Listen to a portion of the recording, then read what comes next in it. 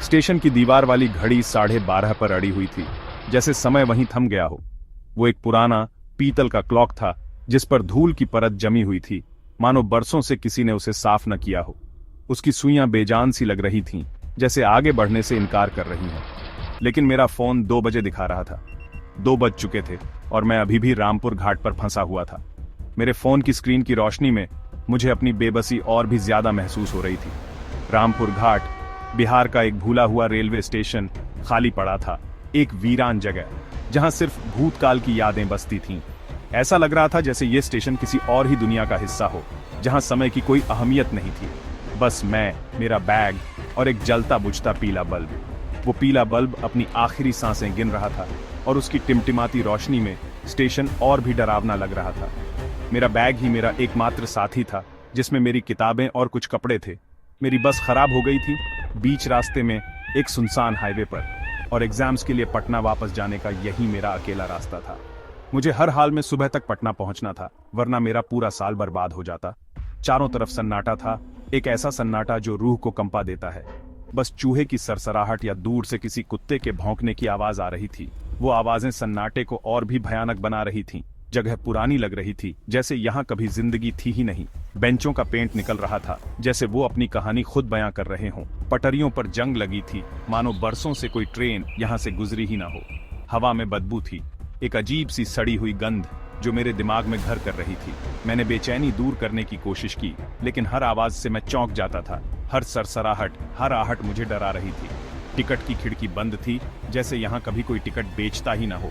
Time table इतना हल्का हो गया था कि दिख नहीं रहा था।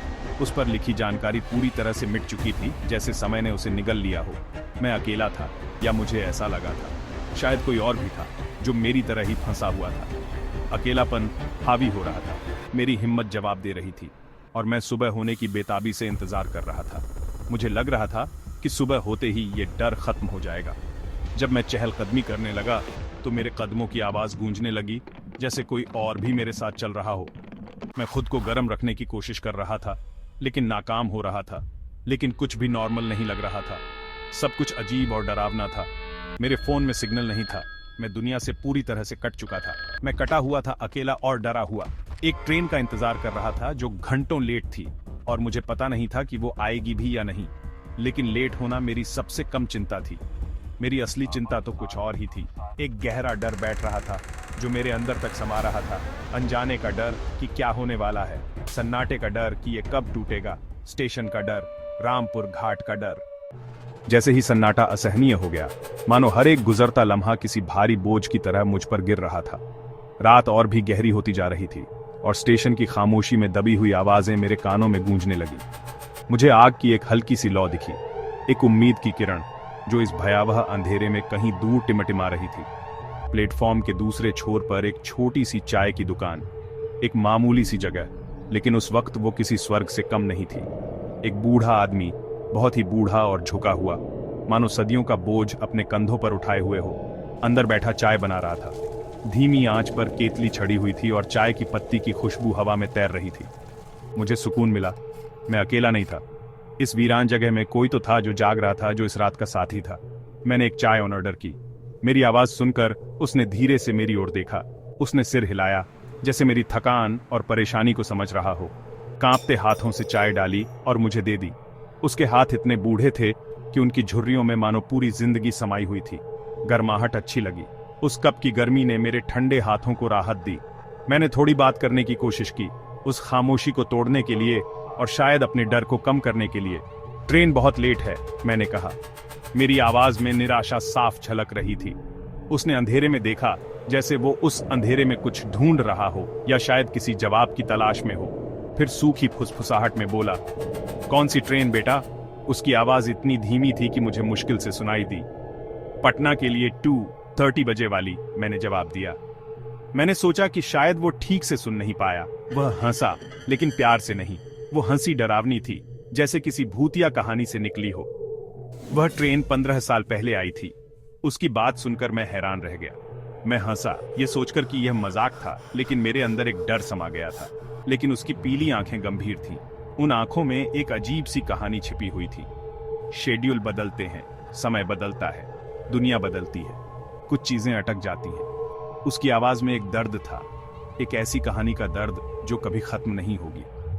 उसके शब्दों से मुझे ठंड लगी, मानो किसी ने मेरी रूह को छू लिया हो। चाय मेरे हाथ में अचानक ठंडी लगने लगी, जैसे उस रात की ठंडक मेरे अंदर तक उतर गई हो। मैंने बूढ़े आदमी की बातों को भूलने की कोशिश की, लेकिन वे मेरे दिमाग में अटकी हुई थीं। मैंने अपनी चाय खत्म की और अपनी बेंच पर वापस आ गया। फिर एक घना कोहरा छा गया जिसने प्लेटफॉर्म को निगल लिया। दुनिया सिमट कर बस मैं और बेंच रह गए। एक हल्की दुख भरी सीटी ने सन्नाटे को तोड़ा। किसी मॉडर्न ट्रेन की तेज आवाज नहीं, बल्कि किसी और युग की पुकार। कोहरे में एक धुंधली पीली बत्ती दिखाई दी, लालटेन की तरह झूलती हुई। उसके बाद पहियों की आवाज आई, धीमी और अजीब। ट्रेन सामने आई, एक पुरानी काली स्टीम इंजन, लकड़ी के डिब्बों के साथ। कोई उतरा नहीं। दरवाजे चरमराते हुए खुले, खाली और इंतजार करते हुए। हर इच्छा कह रही थी कि यह गलत था, लेकिन मुझे ठंड लग रही थी। मैं थका हुआ था और बेताब था। मुझे अंदर जाना था। मैं अंदर जाने से पहले बस एक पल के लिए हिचकिचाया। एक अजीब सी आशंका ने मेरे कदम रोक दिए थे। क्या यह सही फैसला था? क्या मुझे वाकई इस ट्रेन में सवार होना चाहिए? मेरे मन में कई सवाल घूम रहे थे, लेकिन फिर मैंने खुद को समझाया कि शायद यह सिर्फ थकान है। ठंडी हवा मेरे ऊपर से गुजरी। यह हवा मेरे चेहरे को छूकर गुजरी, जैसे कोई मुझे चेतावनी दे रहा हो। स्टेशन पर कोहरा छाया हुआ था और दूर कहीं सायरन की आवाज सुनाई दे रही थी। डिब्बा खाली था, सीटें लकड़ी की थीं, जिन पर बरसों पुरानी धूल जमी हुई थी। ऐसा लग रहा था जैसे इस डिब्बे में कभी कोई बैठा ही ना हो। एक टिमटिमाती गैस की लालटेन से रोशनी आ रही थी। यह रोशनी इतनी कम थी कि डिब्बे का हर कोना अंधेरे में डूबा हुआ था। लालटेन की लौ कभी तेज होती, कभी धीमी, जिससे अजीब सी परछाइयां बन रही थीं। मेरे पीछे दरवाजे जोर से बंद हो गए। जैसे ही दरवाजे बंद हुए, एक अजीब सी आवाज आई, जैसे कोई मुझे अंदर खींच रहा हो। ट्रेन झटके से चली और कोहरे में घुस गई। ऐसा लग रहा था जैसे हम किसी दूसरी दुनिया में जा रहे हों। रामपुर घाट गायब हो गया। स्टेशन की रोशनी धीरे धीरे धुंधली होती गई और फिर पूरी तरह से अंधेरे में समा गई। मैं डिब्बों में से गुजरा, यह देखने के लिए कि क्या कोई और भी है। हर एक डिब्बा खाली, धूल भरा और शांत था, जैसे सदियों से यहां कोई आया ही ना हो, जैसे बीते हुए समय का कोई म्यूजियम हो। हर चीज अपनी जगह पर थी, लेकिन उसमें जीवन नहीं था। पुराने विज्ञापन, पीतल के पंखे, जालीदार सामान रखने की जगह सब कुछ अपनी कहानी कह रहा था। सब कुछ किसी और युग का था, एक ऐसा युग जो अब सिर्फ यादों में बसा है। डर अंदर आ गया, एक अनजाना डर जो मेरे रोंगटे खड़े कर रहा था। यह ट्रेन कहां जा रही थी? क्या इसका कोई गंतव्य भी है, या यह सिर्फ अंधेरे में भटकती रहेगी? मैं अकेला पैसेंजर क्यों था? क्या यह कोई सपना है, या मेरी कोई परीक्षा ली जा रही है?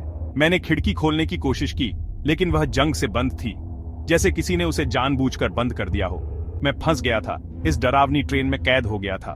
एक ऐसी यात्रा का कैदी था जिसे मैंने नहीं चुना था और जिसका अंत मुझे नहीं पता था। स्टेशन छोड़ने का सुकून एक ठंडे डर में बदल गया था। अब मुझे सिर्फ अपनी जान की फिक्र थी। मैं पूरी तरह से, डरावनी तरह से अकेला था और मुझे नहीं पता था कि आगे क्या होने वाला है।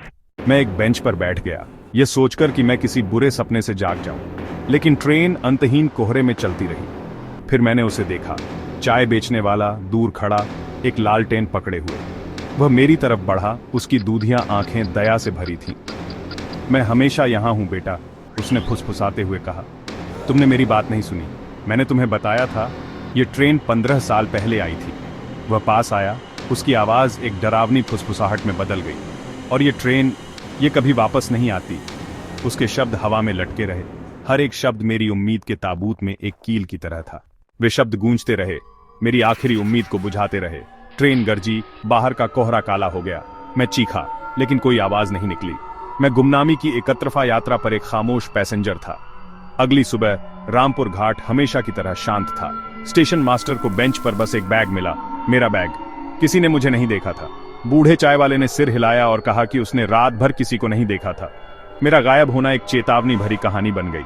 वे कहते हैं कि स्टेशन एक दरवाजा है और कभी कभी कोहरे वाली रातों में एक भूतिया ट्रेन आती है। अगर तुम उसे देखो तो भाग जाओ, क्योंकि अगर तुम उसमें चढ़ गए तो तुम कभी वापस नहीं आओगे।